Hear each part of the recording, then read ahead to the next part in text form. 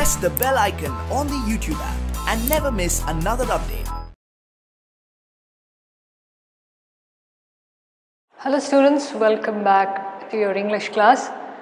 Today we'll start a new chapter from the prose, and this is related to science. So, Science and Hope of Survival by Kailis Borok. Okay, Kailis or Kailis Borok. Now, this is a kind of an experience that the person shares with us, and he has gone and then questions a lot of people around how science can help you live and have a hope for the life that's coming in future. Now see, you can take it like this. We all want to become something or the other, isn't it? Any profession. Now in my case, I wanted to be a teacher, and I have been. You would like to take up different professions, maybe because of your passion, or maybe something that has interested you in that profession. Many certain things may happen. Either you are interested, out of your own interest you take up that kind of a profession. You really know how well to do that kind of a profession. You want to be a doctor, a lawyer, a teacher, an engineer, okay, anything, any kind of profession. We have been centralizing engineering and medicine, but out there you can become a theatre artist, you can become a painter, and a cartoonist, whatever. There are different explored, unexplored kind of professions that are there. So when you would like to get here, how much of hope do you have in your survival in that profession? Let's take a dancer. Will he or she be full-time dancing?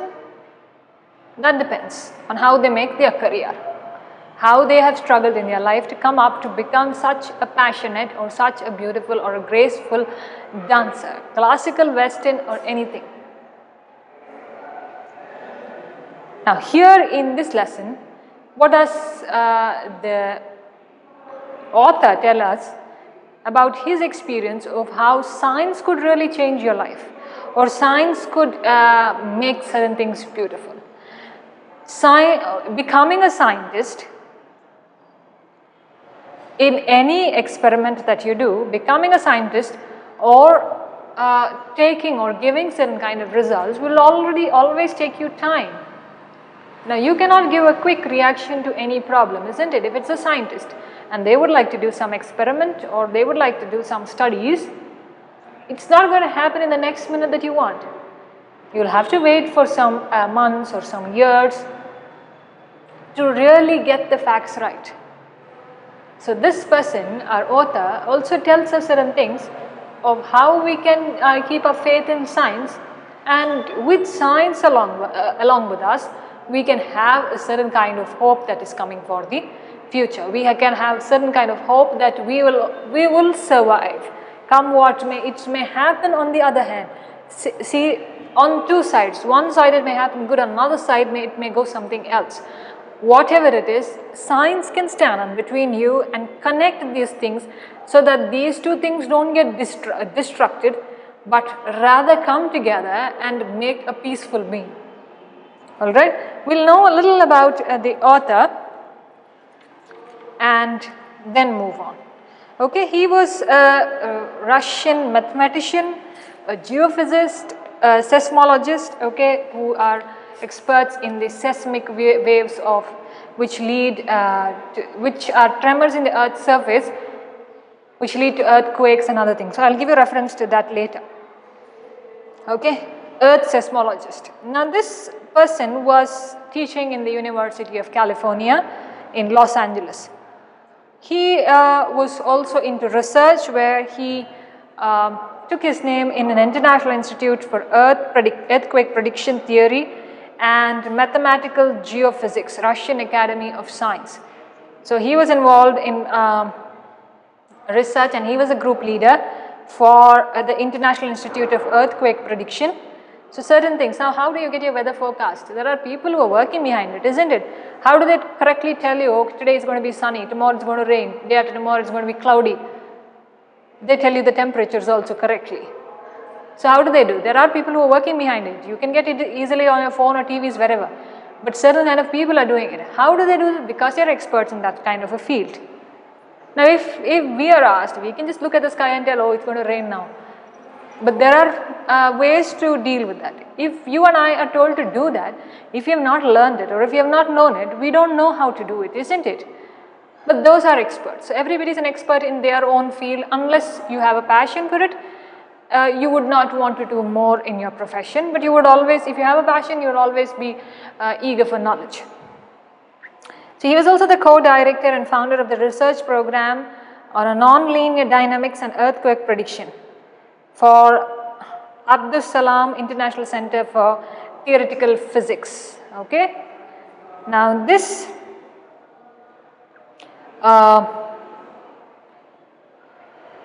passage or this kind of thought that is prescribed for you is also taken from a source which was published by the Abu Salam International Center for Theoretical Physics, ICTP. All right. Okay. Now he gives us certain ideas about this lesson is a lesson not like a story. It may get boring as we go forward, but you have to study it come what may. But on the other side, appreciate the lesson like this. This is a lesson which will help you think better. This is a lesson which will open your minds to certain other things that you haven't known till now. Maybe certain things that you didn't know. One or two, maybe see, sometimes it can be also words that you didn't know. So as an English teacher, I am telling you the vocabulary. Let me take vocabulary. Certain words that you didn't know. If you were on the other side, certain knowledge that you didn't know. Certain words which mean the same or certain sentences which were linked to the other, you didn't know. So knowledge can be in any way, alright. So this lesson is like an open interpretation for you, an open lesson where you can have your own thoughts as well as take in the thoughts or understand the thoughts of the writer also for us. Okay, we'll begin. 161, page 161. If you're so clever, why are you so poor? See the first question. If you are so clever, what makes you so poor? Is a popular, it's an everyday expression, okay? It's like a widely well-known expression. Sometimes, if you've seen children who are there, let me take the example of a construction site. Those children are equally talented. Now, if the child, even if it's growing up, if the child is clever, very intelligent, wise enough, what makes it still poor to stand in a situation which is of poverty? Do you think all clever people can be rich and luxurious in their lives? Or do you think like this? Until and unless you don't know you're clever, you can't do anything. Everybody is clever, isn't it? Everybody is wise. You are also wise. You are also intelligent. But how do you make use of your intelligence? When you really know that you are intelligent and you show it out. Why are you gifted with certain talents? To show it out. So this expression gives us a thought to say, see, don't connect it like this. Just because they are clever, they should be rich. Or just because they are not clever, they should be poor. Not like that. This expression says, when you are clever, what makes you stay still in poverty? Come out of that poverty. Make use of your wiseness. Make use of your wisdom. Make use of your intelligence. And prove something. Prove something. Take something. Take it as a challenge. Do something. So this is even for you. Use what you have. Why God has gifted you with talents? To use them, not to hide them. To use them. To show it out to the world. So that at least through you, somebody else can be helped. Somebody else can take inspiration from you. If you are a good orator or if you are a good speaker, public speaker, come out and speak, right? Why do you sit and say, oh, no, let the other person do? No, not like that. Not happening. You take the chance. Unless and until you stand up for yourself, nobody will stand for you. That one thing you really remember, you have to stand for yourself first, then the other followers will always follow. You have to be your own leader. So take this sentence very seriously, this popular expression. Moving on. Why is it some of us still decide to become scientists despite the fact that businessmen, lawyers and doctors enjoy a much higher income? Now why do we prefer? There are certain people who get into a lot of scientific ideas, become and want to become a scientist. He says, why do people want to become scientists when businessmen, lawyers and doctors earn very well? Even the doctor you see, you just go for a consultation, 500, 600 is charged, 400. He did what? He just checked your eyes like this, he kept the stethoscope over here, nothing else, isn't it? And whatever he says, you believe. True, right? Whatever the doctor says, you believe because you have faith in that person, faith in the expertise in his field. But if you even have knowledge and if you go there, you can always ask, you have your right as a patient to ask the doctor, isn't it, what he's actually giving you. Some may be just fresh, new, they may prescribe something which may harm you. So you must have your facts right before even you take anything that's given by them. He says businessmen earn, the lawyers earn. Lawyers also, if you see, just a sign they get money. Businessmen, it's money that's ruling around them. Yet in that kind of a world, when money is important, why are people taking into professions that choose passion over money? Why are people taking into professions that show their interests more and are not bothered about the monetary benefits that are there? So like this. A famous Russian writer, Leo Tolstoy, once wrote that a writer is not merely a person who writes. A writer is a person who cannot live without writing. Okay. Now Leo Tolstoy, he is famous for his novel War and Peace. Leo Tolstoy says, now once I become a writer, once he is a writer, he says, I am not a person only who writes, but I am a person as a writer who cannot live without writing. Okay? He says, Leo Tolstoy says, I am a writer and I cannot live without writing. It's not that I am only writing it, I cannot live without writing it. Okay? So, it's not that you associate one particular thing with one person, but associate that emotion and that passion and that interest also with that person. Any profession for that matter. The same, I believe, is true of a scientist. Now, even scientists can be referred to like a writer, because writers see, it's their luck that matters to them. They may have written wonderful novels, they may have written wonderful write-ups, but the publishing houses sometimes refuse to take it. Earlier novels happened like that. Some were censored, some were not brought out or published and just kept out in dim light, not brought to light. Certain novels gained a lot of popularity. Now, Leo Tolstoy is a well-known writer that is there. Our writer here, Borok, also says scientist is also the same. Scientist is also just like, it's not that only I'm experimenting. I cannot live without my experimentation, or I cannot live without trying to find out what's going to happen. And that makes me a better scientist. Just like what makes Leo Tolstoy a writer. Science is an exciting adventure where major rewards come from the discovery itself. He says science is very surprising, very interesting to me, exciting. I'm always excited to find out certain things. Why is it exciting for me? Because it's like an adventure. I don't know what's going to happen, but I am on the journey of that adventure. And what is my reward? My reward is the discovery that I make. Maybe for example, they want a vaccine. It's a journey, isn't it? It's an adventure. You must mix certain things here and there. You must know what you're mixing. You are taking it forward. You have to experiment it on people or on animals. And then the last final result, when it says that it can cure people, that is the major discovery a scientist has done. So he says that gives me joy. The discovery of my work, the reward that I get for my work is my discovery, my final end result that I get.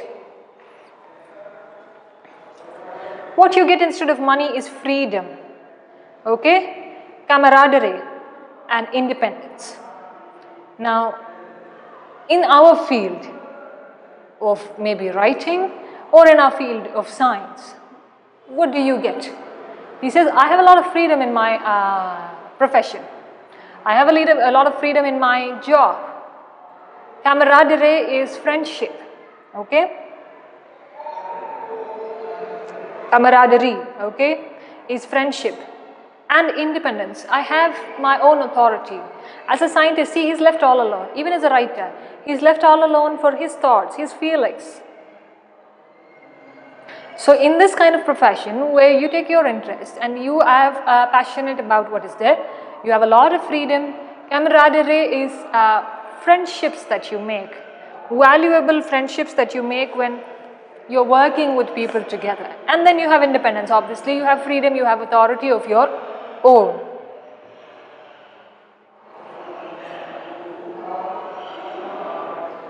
Okay. The honors and promotions will depend on yourself more than in other occupation.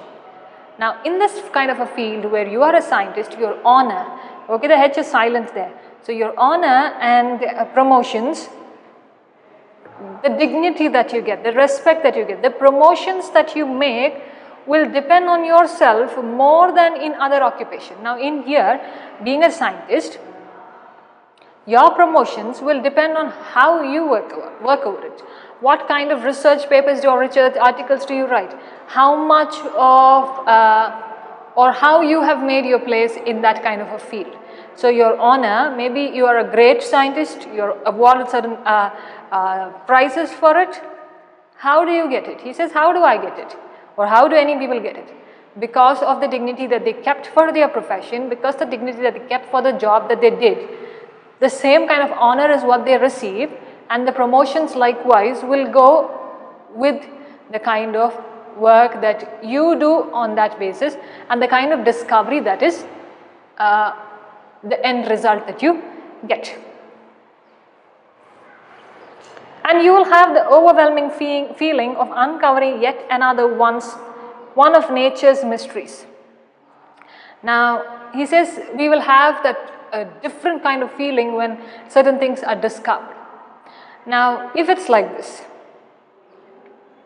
for a doctor, maybe he has a major surgery and that's the first time he's doing it or taking on in the surgery room, and he appears successful in it. If there is a public speaker who has persuaded the audience in such a way, he turns successful. So that kind of a feeling that is there is, or a lawyer who has just won the case, fighting for so many years and just won the case. Alright? And that kind of a feeling is very different. Very different from what we have already uncovered in nature's mystery. Now, like a profession like mine, our overwhelming feeling is when our students really do understand what we speak. So that kind of a feeling is unexplainable. He says all of the discoveries that we have made, all the experimenting things that we have done is showing us or is giving us a feeling that we have done something.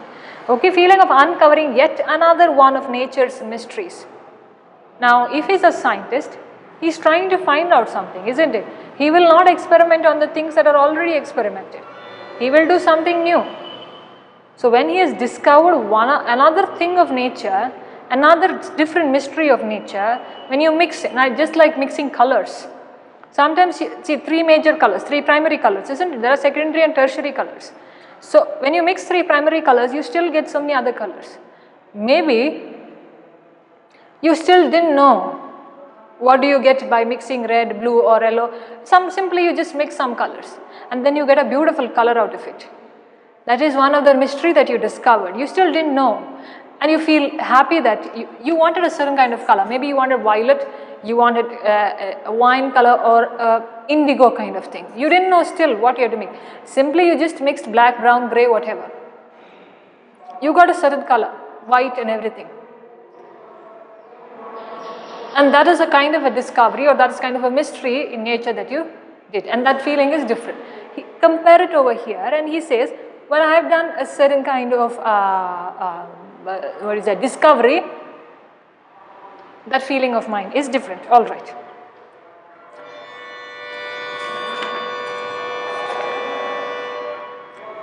An instant understanding, the efficiency of thought and action, and a good feeling that comes when the like-minded people work together. Okay? Now this person, Frank Press, he is one of the educators that are there. He talks about on human nature. So Frank Press says, an instant understanding, a sudden understanding between people, the efficiency of thought and action, okay, the effect of the thought and action, the thoughts that you have and the action that you show, and a good feeling that comes when the like-minded people work together. There is a different kind of feeling when you have like-minded people. That is, who think in your similar thoughts, who understand in you in a similar way. Now in the workplace, if you have people who are thinking of your certain kind of a thought, just as what you are thinking, whose efficiency of work or whose capacity to work is just as the same as you, whose leadership is just as the same as you, who knows to balance certain things just like you, okay, and you can have a certain kind of bonding with that person and a certain kind of mutual understanding, then there is nothing like that. When you get like-minded people like you, then automatically the efficiency of your work goes higher and doesn't come less. See, when you take as students, you can relate this example or this sentence in your terms. When you have group of friends, now you think you're doing group study, and you have a group of friends who are all determined that you must finish one chapter today. Okay? One chapter today, and the next day you have discussed that you will tell each other or explain to each other. Or five of them are there, 3 of them have understood the lesson properly, 2 of them have not. So you understand them and make them understand the lesson. So what is there? Mutual understanding. In turn, what is increasing? Your score is increasing. Alright? And you have a good feeling that you are helping each other. You have a good feeling even when everybody scores well. So that mutual kind of understanding is a different thing, says Frank Press, who is an educator on human nature.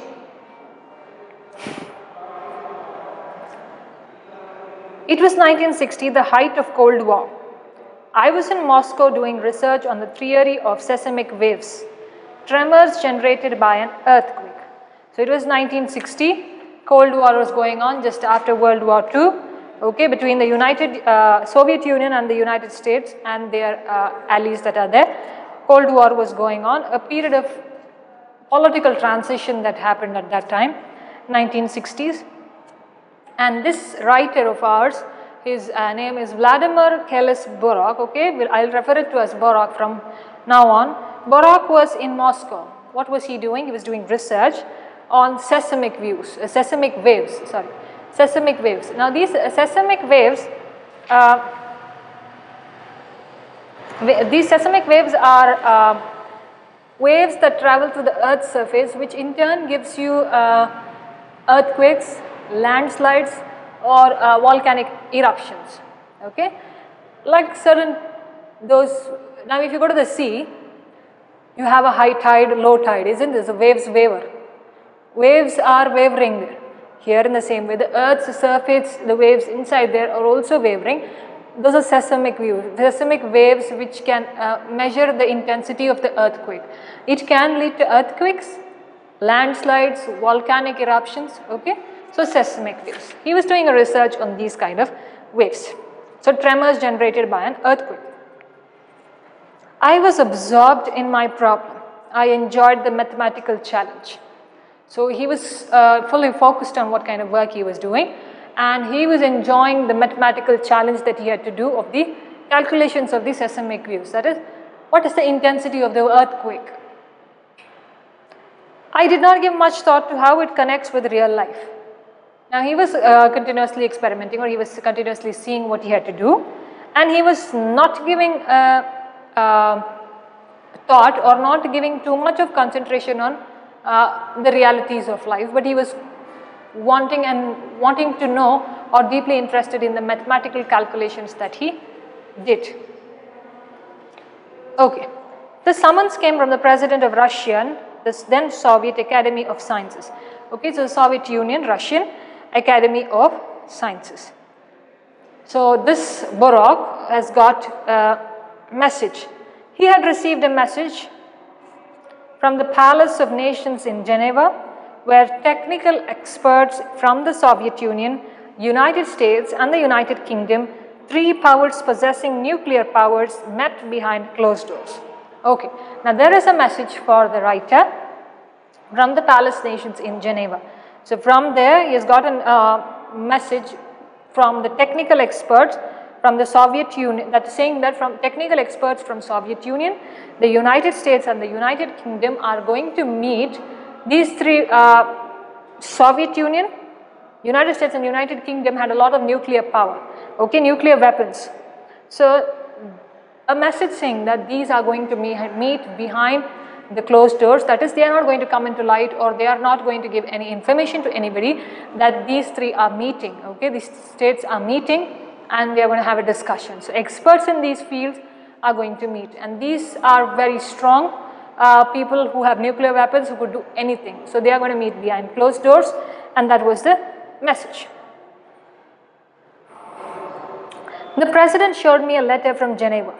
An American scientist, Frank Press, quoted my work while arguing with Moscow experts. And yet to my great surprise, I found myself in Geneva. All right. Now,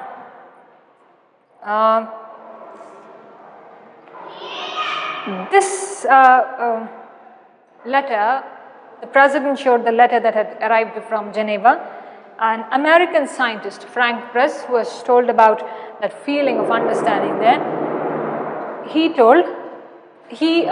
Frank Press, when he is doing a kind of discussion with the experts in Moscow, he quoted this writer of ours. That is, he took an information from whatever the writer had done and quoted it there.